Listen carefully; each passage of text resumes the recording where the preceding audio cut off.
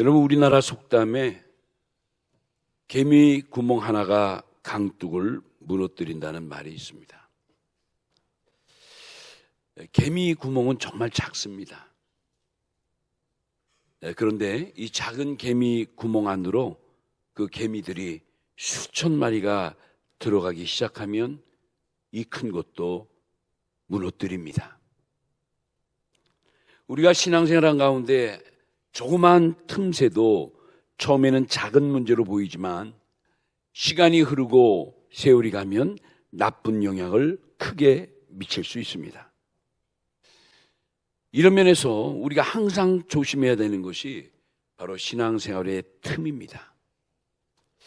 이 틈새를 우리가 잘 막고 또 관리할 줄 아는 것이 또 승리적인 신앙생활의 여건이 됩니다. 자, 오늘은 바로 이 신앙생활의 틈은 어떻게 생기는가부터 말씀을 전하려고 합니다. 첫 번째로 신앙생활의 틈은 유혹으로부터 찾아온다는 겁니다. 이 신앙의 틈이 다름 아닌 유혹으로부터 찾아온다. 우리가 이제 성경 말씀을 보면 타락한 인간치고 유혹을 받지 않는 사람이 없죠. 아무리 신앙이 좋다 해도 평생에 몇 번은 큰 유혹을 받게 됩니다. 유혹이 심각한 것은 신앙생활하는 가운데 유혹을 받으면 죄짓기가 쉽기 때문에 그렇습니다. 바로 이 유혹의 실체에 대해서 성경은 바로 마귀의 짓이라고 지적을 합니다. 마귀는 세상을 꿰는 자이기 때문에 이들은 할 수만 있으면 하나님의 사람들을 유혹하려고 합니다.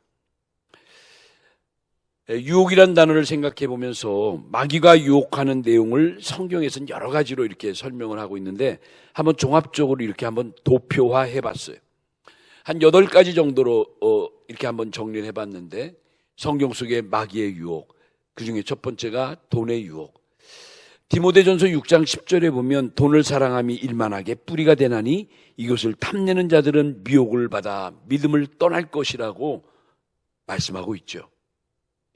두 번째는 이성의 유혹이에요. 창세기 39장 7절에 보면 청년 요셉에게 손을 뻗치는 그 음침한 여인의 유혹, 다름 아닌 보디발의 아내의 유혹을 볼 수가 있죠. 세 번째가 우상 숭배의 유혹입니다. 하나님이 아닌 것에 우리의 마음을 빼앗기게 되는 것이 바로 우상 숭배예요. 무서운 유혹 중에 하나입니다. 네 번째가 이제 권력의 유혹이고 또 다섯 번째 거짓 선지자의 유혹. 마지막 때가 되면 될수록 이것저것에서 거짓 선지자들이 너무나 많이 나타나서 우리의 가는 길에 시야를 가리키는 거죠. 우리 시야를 어둡게 하는 거예요. 여섯 번째가 이제 가장 가까운 가족들을 통한 유혹도 있고 또 일곱 번째 누가복음 23장 23절에 보면 그 이스라엘의 총독이었던 빌라도가 예수님을 못 박을 때 수많은 이스라엘 백성들의 그 다수의 함성에 그만 굴복해서 예수님을 사형원도로 내모는 우매한 짓을 했던 것을 알 수가 있죠. 또 이제 마지막 여덟 번째는 세상 염려의 유혹이라. 세상을 살아가면서 이 지나친 염려가 결국 우리를 유혹해서 오히려 엉뚱한 길로 엉뚱한 곳으로 우리를 이끌고 가는 거예요. 우리가 살다가 염려하는 순간 이미 신앙생활의 틈이 생겼다라고 볼 수가 있다는 거죠. 뭐 이 밖에 이제 여러 가지 많은 건데 성경 속의 마귀의 유혹의 대표적인 몇 가지 이렇게 도표화한 거예요. 자, 그렇다면 여러분, 마귀가 유혹하는 방법에는 무엇이 있을까? 마귀가 우리를 유혹하는 방법. 여러분, 마귀의 특징 중에 하나가 뱀같이 아무도 모르게 다가온다는 데 있습니다. 여러분, 뱀이 대문 한가운데로 들어오는 거 봤어요? 어떻게 해서든지 후미진 곳, 음침한 곳, 구석구석을 꿈틀거리며 틈만 있으면 비집고 들어오는 게 뱀이에요. 이런 면에서 이제 성경은 뱀을 잡고 이제 그 사단의 대표성, 그 마귀의 어떤 특징적인 동물로 보는 이유가 이제 그런 거죠. 그래서 이 마귀의 역사는 보면 정말 절묘하게 우리를 찾아온다는 거예요. 어떨 땐 선물도 주고 말도 부드럽게 하고 뭐 여러 가지 호감을 주면서 찾아오지만 그러나 우리가 내용을 제대로 알지 못하면 당한다는 거죠. 여러분, 성경에 외식하다는 단어가 있어요. 이 외식이 뭐 밖에 나가서 식사한다는 그 뜻이 아니라 그 외식이 겉외자에다 그 뭐랄까 칠의 식자예요. 그러니까 겉칠해를 말하는 거죠. 겉칠해. 겉으로는 그럴듯하고 번지르한데 겉으로는 번듯한데 내용은 아닌 거예요. 갈라디아 2장 13절에 보면 이런 말씀이 있죠. 남은 유대인들도 그와 같이 외식함으로 바나바도 그들의 외식에 유혹되었더라. 외식에 유혹됐대요. 이 외식이 이 겉칠에 그만 마음이 뺏긴 거예요. 이처럼 이 마귀의 유혹은 때때로 뭐 물질로 또는 무슨 뭐 사랑으로 또는 뭐 권력으로 옷을 입고 우리에게 접근하지만 그러나 우리는 이 접근에 대해서 분별하지 않으면 오히려 크게 당할 수 있다는 거예요. 두 번째로 이 신앙의 틈은 언제 찾아오는가? 의심할 때 찾아온다. 신앙의 틈은 의심할 때 찾아온다는 거예요. 성경은 계속해서 우리에게 의심하지 말라고 강조를 합니다. 여러분, 성경에 의심하는 신앙은 하나님과 나 사이에도 틈이 벌어지게 합니다. 그래서 의심하면 기도도 잘 안 돼요. 의심하면 감사하는 마음도 상실하고 의심하면 그동안 받은 은혜도 빼앗겨 버려요. 그러기에 하나님과의 관계에서 틈이 생기지 않으려면 가장 먼저 우리가 의심을 물리칠 수 있는 굳센 믿음이 필요한 거예요. 자, 베드로전서 5장 8절로 9절에 그런 말씀이 있죠. 근신하라, 깨어라, 너희 대적 마귀가 우는 사자같이 두루다니며 삼킬 자를 찾나니 너희는 믿음을 굳게 하여 저를 대적하라. 이렇게 나와요. 믿음을 굳게 하여 누구를? 마귀를 대적하라는 거예요. 그러지 않으면 그 마귀가 나의 틈새에 비집고 들어온다는 거죠. 여기서 이제 우리가 꼭 알 것은 마귀는 그저 두려워해야 될 또는 경계해야 될, 마귀는 경계의 대상이 아니라 대적의 대상이라는 걸 이 시간에 꼭 기억해야 돼요. 그래서 우리는 이 마귀는 오히려 철저히 우리가 물리쳐야 될 것을 적극적으로 주문하고 있는 거죠. 우리가 지금까지 잘 믿었던 것도 의심하면 하나님께 얻을 것이 없습니다. 야고보 1장 6절에서 7절 말씀 보니까 이런 말씀이 있죠. 오직 믿음으로 구하고 조금도 의심하지 말라. 의심하는 자는 마치 바람에 밀려 요동하는 바닷물결 같다고 그랬어요. 그러면서 이런 사람은 무엇이든지 주께 얻기를 생각하지 말라. 계속해서 의심하는 믿음을 지적하고 있는 거예요. 여러분, 또 의심하는 마음은요, 인간관계에도 좋지 않아요.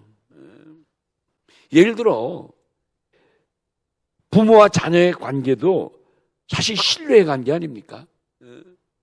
근데 여기서 의심하기 시작하면, 부모가 자식을, 자식이 부모를 의식하기 시작하면 이 부모와 자식 간의 관계가 어떻게 돼요? 금가고 깨지게 되는 거죠. 그러니까 하나님을 믿는 우리 이 부모들은 오늘 이 말씀에 근거해서 할 수만 있으면 자녀들에게 긍정적이고 성경적인 축복의 말을 해주는 게 좋다. 아무리 미운 짓을 하고 아무리 마음을 아프게 하더라도, 지적할 건 지적하더라도 그 모든 지적이, 그 모든 책망이 그리스도의 사랑에서, 하나님의 사랑에 근거한 것을 깨닫게 해줘야 돼요. 하나님이 너와 늘 함께 하시기 때문에 언젠가는 반드시 너가 잘 될 거야. 너무 실망하지 마. 네가 이번에 너무 연약해서 이렇게 된 거야. 자꾸 이렇게 뭔가 희망을 주고 말씀으로 회복을 강조해 주는 것이 좋다는 거죠. 여러분, 부부간에도 마찬가지예요. 부부간에 이렇게 한평생 사는 부부도 신뢰하니까 넘어가는 거죠. 의심하기 시작해봐요. 그 심각해져요. 오늘까지 한두 해도 아니고 수십 년 한평생을 살아왔는데, 그러니까 부부관계에서도 사실 이 신뢰를 깨지 않는 범위 내에서는 서로 용납하는 것도 필요한 거예요. 그러려니 믿어주는 거예요. 그게 얼마나 좋은 관계예요. 이런 의심이 너무 예민해 버리면 남도 힘들게 하지만 자기의 삶도 망가지게 되는 거예요.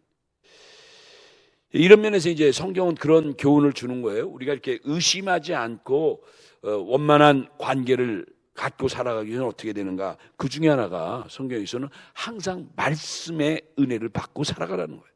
할렐루야. 왜요? 말씀을 듣게 되면 우리에게 뭐가 생기니까? 믿음이 생기고, 그리고 은혜가 역사하니까 바로 우리는 하나님의 말씀을 늘 듣고 은혜 받는 삶을 살아가야 된다. 이 말씀이 어디냐면 로마서 10장 17절인데요. 로마서 10장 17절. 믿음은 들음에서 나며 들음은 그리스도의 말씀으로 말미암으리라. 하나님의 말씀을 열심히 듣고 성경을 열심히 보고 설교를 열심히 듣고 구속사의 책을 열심히 또 공부하고 들여다보고 내 신앙에 도움이 되는 모든 양서를, 좋은 간증을 우리가 믿음의 사람들로부터 듣고 살아가는 게 그게 중요한 거예요. 그 들음이 참 중요해요. 뭘 듣느냐?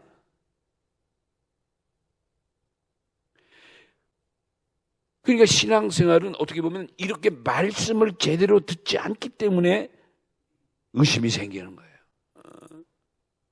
근데 우리가 말씀을 제대로 듣고 제대로 은혜를 받으면 절대 의심이 생기지 않습니다. 의심이란 틈이 벌어지지 않는 거예요. 자, 세 번째, 의심의 틈이 언제 생기는가? 세 번째는 마음을 다스리지 못할 때 찾아온다는 거예요. 내 마음을 다스리지 못함으로 바로 신앙의 틈이 생긴다는 거예요. 여러분, 사람의 몸에 병이 생기는 이유가요, 99%가 마음의 문제라고 그럽니다. 그러니 우리 마음가짐이 얼마나 중요해요. 그러니까 여러분, 마음으로 내가 건강하다, 그렇죠. 나는 할 수 있다. 항상 가능성을 들고 긍정적이고 창조적이고 이런 그런 마음을 갖고 살아가는 게 건강에도 너무너무 좋다는 거예요. 그렇죠. 할 수 있다. 하면 된다. 이게 중요한 거예요. 반면에 몸에 병이 생기는 대부분의 원인도 사실은 마음의 염려에서 비롯된다는 거예요. 사람이 너무 쓸데없는 생각이 꼭 필요한 생각에 수십 배가 된다. 수십 배. 이제 요즘 뭐 인터넷도 발달되고 기계가 발달되고 또 고도의 과학 시대니까 좀 그런 거 있었으면 좋겠어요. 우리 머릿속에도 뭔가 이렇게 딱 작동을 시켜가지고 쓸데없는 거 있으면 싹 지워주는 거 있으면 좋겠어요. 컴퓨터에 보면 필요 없는 파일 싹 지워지는 앱이 있어요. 휴대폰에도 너무 많이 들어온 거, 쓸데없는 정보를 싹 깨끗이 씻어주는, 세탁해주는 그런 앱이 있어요. 우리 사람의 머리에도 좀 그런 게 있었으면, 그런 게 좀 나와서 뭐 하나를 먹으면 뭐 쓸데없는 염려가 싹 가신다든 그런 거 안 나올지 모르겠어요. 마음가짐이 너무너무 중요해요. 염려가 커지면 결국 마음에 큰 병이 들어요. 여러분, 잠언서 16장 32절 이 말씀 기억해 보세요. 잠언서 16장 32절에 노하기를 더디하는 자는 용사보다 낫고 자기 마음을 다스리는 자는, 여기 이제 마음을 다스린단 말이 나오죠. 자기의 마음을 다스리는 자는 성을 빼앗는 자보다 나으니라. 할렐루야. 내 마음 관리가 그만큼 어렵다는 얘기도 되지만 그 마음의 관리를 잘하면 거대한 성을 뺏는 장수보다도 더 위대한 자가 된다는 거예요. 그러므로 여러분, 어떤 어려운 상황에서도 여러분의 마음을 잘 다스리는 이러한 축복과 은혜가 임하시길 바랍니다. 아멘이죠. 이것처럼 큰 축복이 어디 있어요? 마음이 흔들린다는 것은 어떻게 보면 마음에 확신이 없기 때문에 그래요. 마음에 확신이 없으니까 흔들리고, 그 흔들리는 틈새에 누가 들어온다? 마귀가 들어온다는 거예요. 그래서 이 우리의 신앙생활에 믿음을 확신하려면 어떻게 되냐? 여기에 바로 성령의 인도하심이 반드시 필요하다는 거죠. 그러니까 성령의 인도하심을 받기 위해서는 어떻게 돼요? 때마다 시마다 은혜를 공급받아야 돼요. 여러분, 자동차가 아무리 좋은 자동차고 뭐 이름만 되면 전 세계 사람들이 로망하는 이런 고급차라 할지라도요, 연료가 떨어지면 꽝이에요. 꼼짝 못해요. 우리 믿음도 마찬가지입니다. 성령의 기름이, 말씀의 기름이, 은혜의 기름이 늘 우리에게 역사할 때 제대로 우리 믿음이 작동되는 거죠.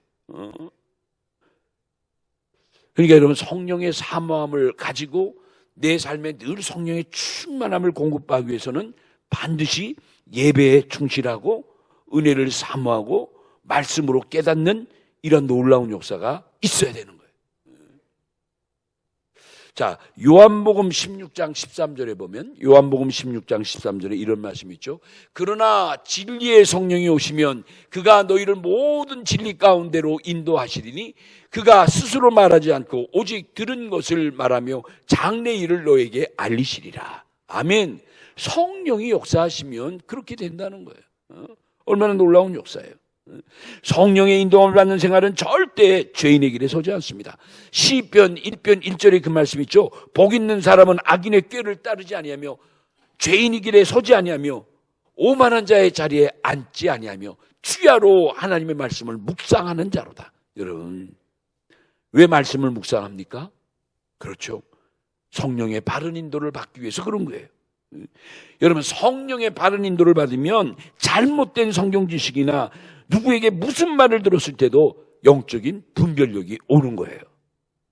아셨죠? 이런 성령의 준비됨이 없으면 잘못하면 당하는 거예요. 그래서 요한일서 4장 1절 보면, 요한일서 4장 1절에 사도 요한이 이렇게 권면하죠. 사랑하는 자들아, 영들을 다 믿지 말고.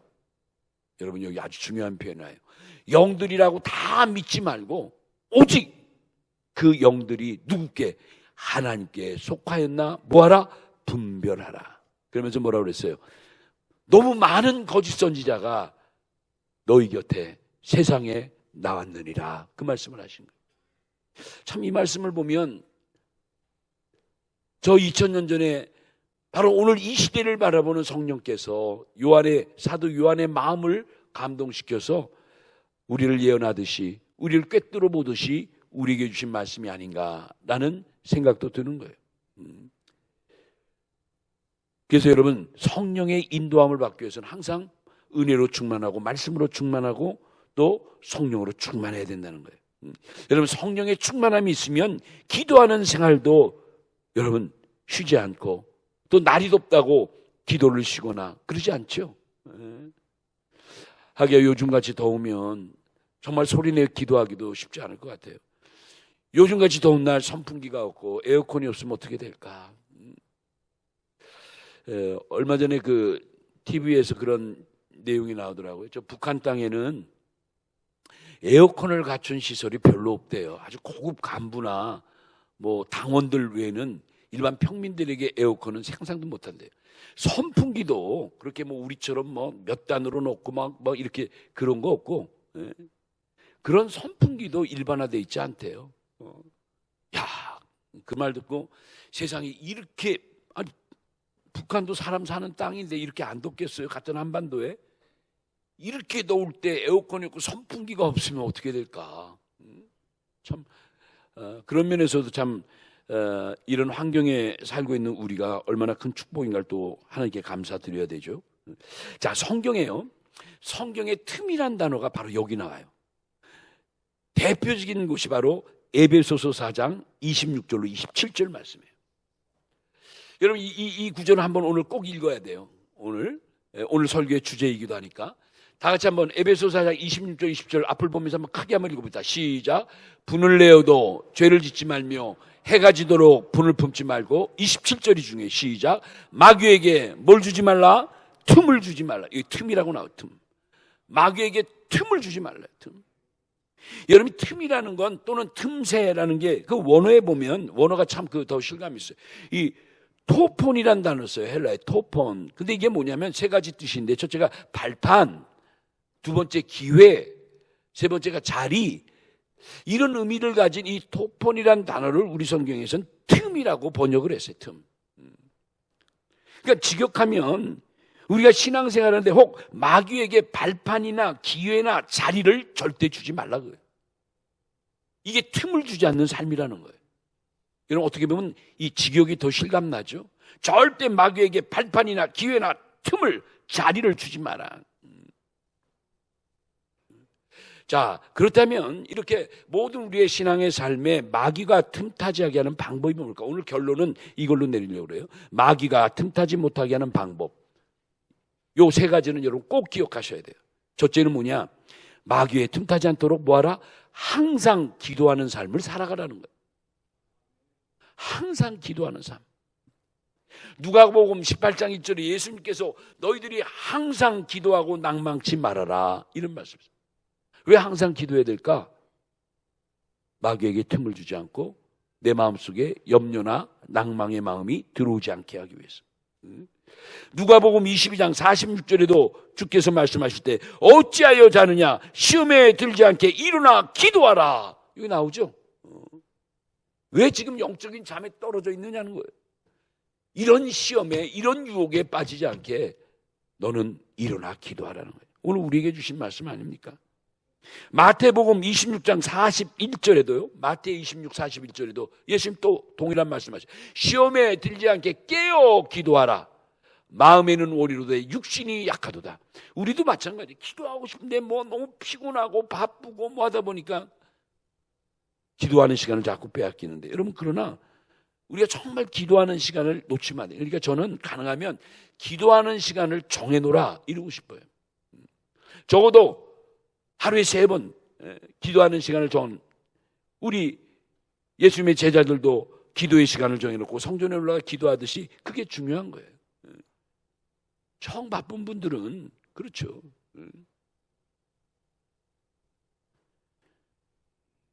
직장 생활할 때 화장실 안에서도 기도했다니까요. 그런 마음을 갖고 우리가 항상 기도해야 돼요. 바로 그것이 나를 무장시키고 내가 신앙생활에 틈을 주지 않는 적극적인 행위라는 것을 기도해야 돼요. 오늘 분명히 여기 보면 결국 예수님 말씀하신 대로 신앙생활 가운데 시험이 생기려 할 때 마귀가 들어오는 틈을 막기 위해서는 기도로 준비하고 기도로 막으라는 거예요. 두 번째, 틈타지 못하게 막는 두 번째예요. 먼저 아버지의 뜻을 찾아보라. 먼저 하나님 아버지의 뜻이 뭔지를 곰곰이 생각해 보라는 거예요. 여러분, 누가복음 22장 42절에 겟세마네 동산에서 예수님 마지막 기도에 뭐라고 그래요? 만일 아버지의 뜻이거든 이 잔을 내게서 옮기소서. 그러나 나의 원대로 하지 마옵시고 누구의 원대로? 아버지의 원대로 되기를 원하나이다. 뜻을 보면서 인간적인 모든 생각을 뒤로 놓고 우선과 차선을 분별하시는 예수님의 모습 보세요. 마지막 최후의 기도인데 예수님은 정말 지치고 힘들었지만 아버지의 뜻을 먼저 찾고 그리고 났더니 뭐죠? 천사의 도움을 받아서 끝까지 기도하십니다. 이 말씀이 누가복음 22장 43절에서 44절인데 누가복음 22장 43절에서 44절, 이거 한번 꼭 다 같이 읽어봐요. 다 같이. 여기 아주 중요한 내용이 있는데 다 같이 44절 시작. 천사가 하늘로부터 예수께 나타나 힘을 더하더라. 예수께서 힘쓰고 애써 더욱 간절히 기도하시니 땀이 땅에 떨어지는 핏방울 같이 되었더라. 지금 어느 장면이죠? 겟세마네 동산에서 이제 내일 아침이면 돌아가시고 십자가에 못 박힐 주님이 마지막 절박한 그 순간에 아버지와 단판의 기도를 드리는 거예요. 얼마나 기도를 열심히 했는지 땀이 떨어지는 핏방울 같다고 그랬어요. 근데 그 앞에 43절입니다. 이때 이 기도가 바로 천사가 함께하는 천사의 도움을 받는 기도였다는 걸 놓치면 안 돼요. 제가 이 말씀을 드리는 것은 먼저 뜻을 찾는 믿음을 가지고 사단의 틈을 막고 예수님처럼 우리도 천사의 도움을 받아 우리의 믿음의 삶을 살아가는 성도가 되어야 된다는 거예요.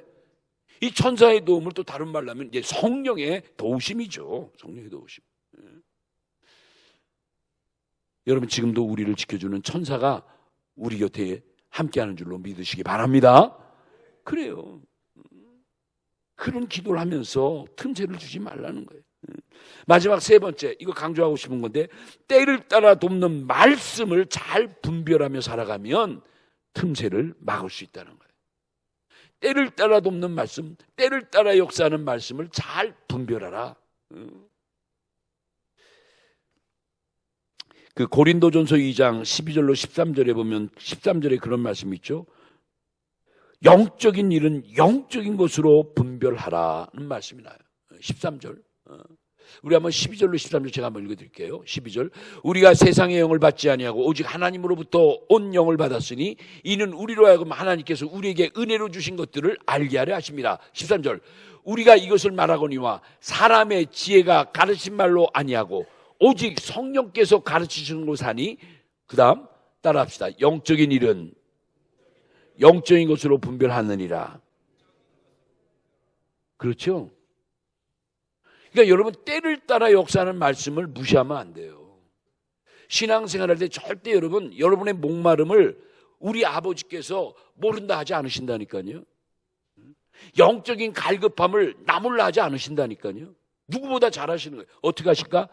내가 생각하는 방법이 아닌 당신의 방법으로 그 목마름을 채워주시는 거예요. 무슨 말이에요? 때를 따라 돕는 말씀을 누구를 통해서라도 전해 주신다는 거예요. 그런데 중요한 것은 뭐냐?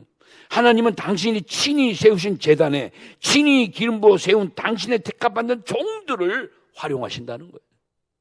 그것 때문에 목회자를 만들고 이 시대에 하나님이 종들을 세워놓은 거예요. 절대 그 종들을 외면하시고 그 종들을 제끼지 않으셔요. 여러분 그거 꼭 기억하셔야 돼요.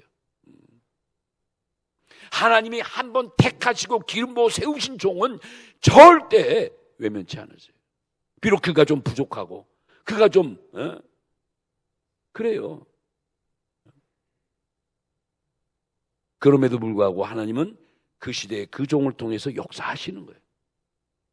성경이 우리를 그걸 가르쳐 주나요? 그 부족한 종을 통해서라도 때를 따라 돕는 말씀을 공급해 주시는 거예요. 야, 그러니까 우리 하나님 얼마나 멋있는 분이에요. 그러니까 여러분 뭐 부족하다 뭐하다 그럴 거 없어요.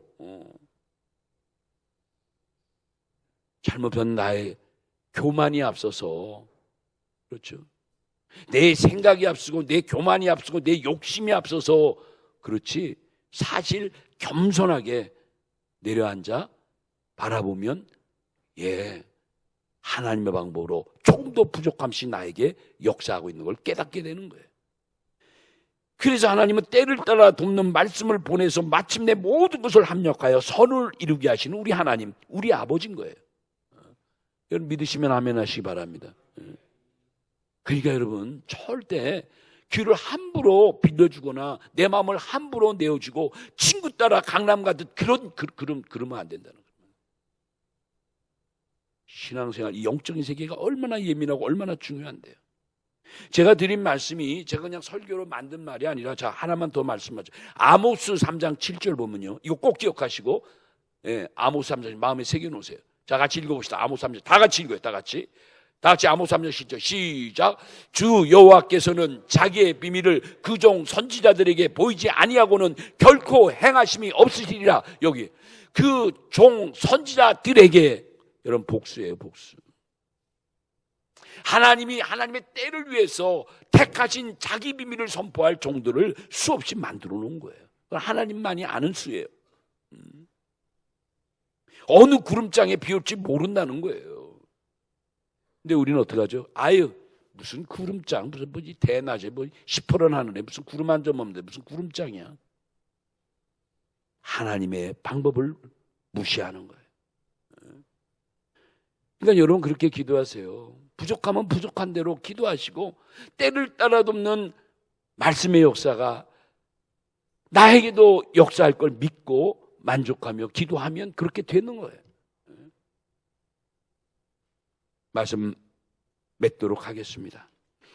계속 엄청난 폭염이 계속되고 있는데 또 우리 교회는 변함없이 여름 성경학교와 각 기관의 여름 행사가 한창 진행 중입니다.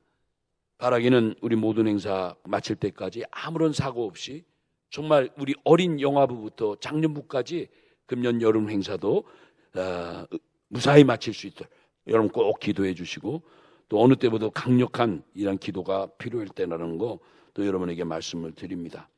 오늘 이 말씀 여러분 다시 한번 무더운 날이지만 서두에도 이열치열 얘기했듯이 이런 올바른 믿음을 회복하면서 절대 우리 신앙생활에 틈을 보이지 않고 좌로나 우로나 치우지 않고 오직 하나님의 말씀 앞으로 두벅두벅 걸어가는 우리 모두가 되시는 이러한 계절이 꼭 되시기를 예수님의 이름으로 축원합니다.